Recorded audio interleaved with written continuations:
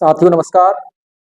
मैं अनुज राठौर एक समाज की हर व्यक्ति की व्यथा को लेकर आपके सामने आया हूं कि समाज का हर व्यक्ति जब अपने सपनों को पूरा करने में किसी प्रकार से सफल नहीं हो पाता है तो वह अपने सपने अपने बच्चों के रूप में देखने लगता है कि आखिर इन सपनों को हमने पूरा नहीं कर पाया तो ये सपने मेरे बच्चे पूरा जरूर करेंगे।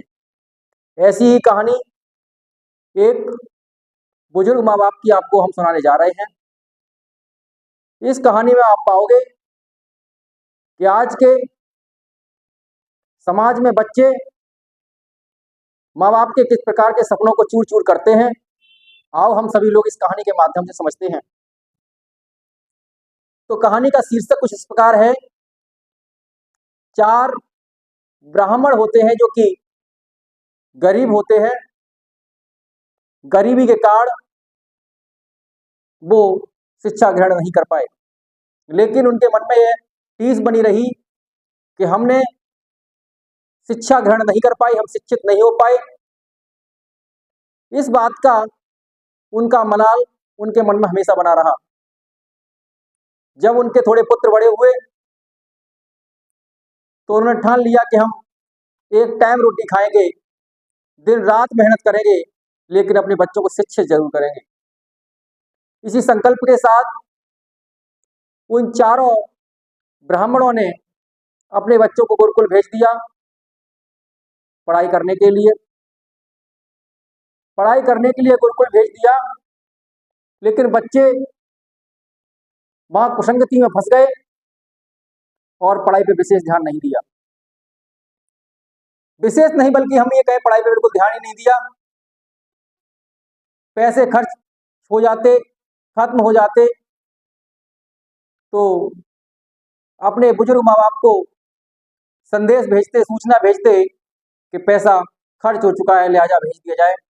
बुजुर्ग माँ बाप मेहनत मजदूरी करके उन बच्चों के लिए पैसा भेजते, लेकिन साथियों किसी भी कोर्स की पढ़ाई की एक लिमिट सीमा होती है, एक निश्चित उसकी परिधि होती है कि इतने टाइम ड्यूरेशन में यह कोर्स खत्म हो जाएगा। अब माँ बाप वो सपने देखने लगे कि उनके पुत्र अब जल्दी पढ़ लिख के गांव लौटने वाले हैं, अच्छी शिक्षा ग्रहण करके आने वाले हैं, विद्वान बन के आने वाले हैं। ऐसा सोच के माँ बाप दिन रात प्रफुल्लित होते। लेकिन आज धीरे धीरे वही दिन आ गया कि शिक्षा का अवधिकाल जो था वो समाप्त हुआ, लेकिन बच्चों ने तो एक दिन भी पढ़ाई नहीं की थी।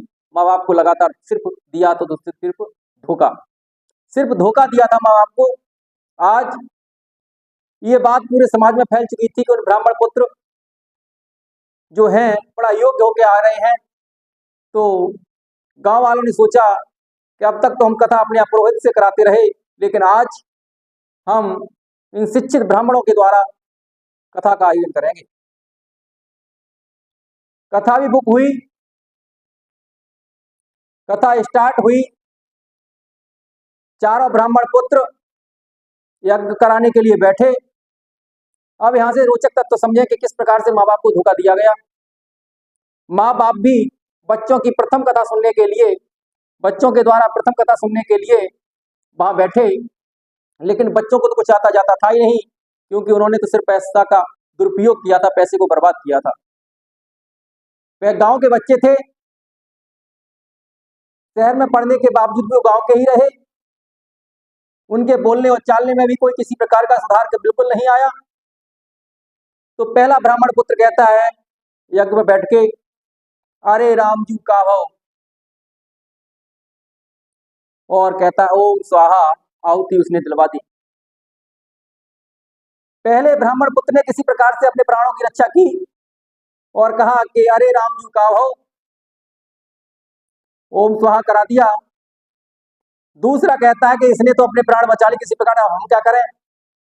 तो दूसरा कहता है जो तुमको भव सो हमको भव, ओम स्वाहा, जो समस्या तुम्हारे सामने वही समस्या हमारे सामने, ना तुम जानते ना हम जानते। उधर से जो पुरोहित ब्राह्मण थे वो निकल रहे थे। उन्होंने कहा बच्चे शिक्षित होके आए हैं, आखिरकार हम भी इस कथा को सुन लिए। तो उन्होंने सोचा कि ये तुम्हारे पूरा जीवन निकल गया, ये तो कहीं मंत्र नहीं थे, कहीं ऐसा वाक्य भी नहीं आ रहा था, ये कहाँ से पता कच्चा कथा लाए, याद करके कहाँ इन्होंने पढ़ी। मुझे लगता है इन्होंने अपने बुजुर्ग माँ बाप को धोखा दे दिया। तीसरा, 2 का नंबर कट गया। तीसरा ब्राह्मण कहता है, पहला तो कहा अरे राम जी का हो, दूसरा बोला हम कहो तुम कहो हो, तीसरा कहता है ये अंधाधुंधी कौलो चले ओम स्वाहा, ये अंधाधुंधी कौलो चले, आहुति दिलवा दी ओम स्वाहा।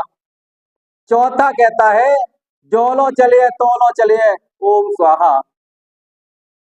ब्राह्मण ने, जो पुरोहित ब्राह्मण थे, उन्होंने ये बात सुनी।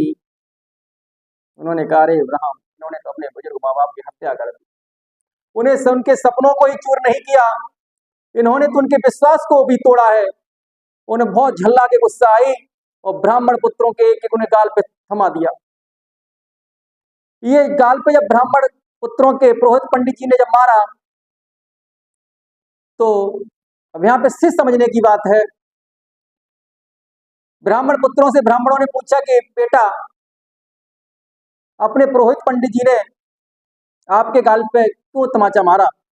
फिर यहाँ पे बच्चों ने एक धोखा दिया कि पिताजी, ये ब्राह्मण ये कहते हैं तुम इतने योग्य ब्राह्मण हो कि इस गांव में क्यों मरने आए हो, क्या में क्या रखा है तुम्हारे लिए, तुम्हें तो शहर में जाना चाहिए, इसलिए मुझसे मारा है इन्होंने। फिर एक धोखा साथियों, फिर एक धोखा। तो हम कहना ये चाहेंगे, ये लगभग हम कहें तो हर माँ बाप के साथ कहीं ना कहीं एक बच्चों के द्वारा धोखा हो रहा है। तो मेरी जहां तक ये बात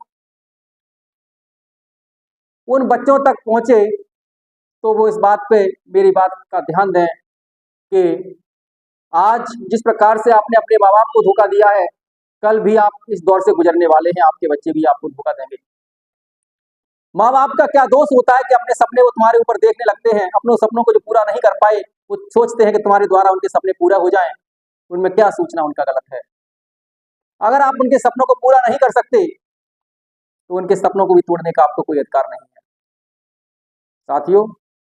इसलिए माँ बाप को भी अपने बच्चों पर आंख मूंद कर विश्वास नहीं करना चाहिए। उन्हें भी बच्चों को आगे पीछे देखना चाहिए, आखिरकार मेरा बच्चा क्या कर रहा है, क्या नहीं कर रहा है। साथियों, यह कहानी अच्छी लगी हो तो इसे लाइक एंड शेयर करना ना भूलें, क्योंकि आप लोगों का हौसला एक समाज की सच्चाई को आप लोगों के सामने रखने के लिए मुझे प्रेरित करता है।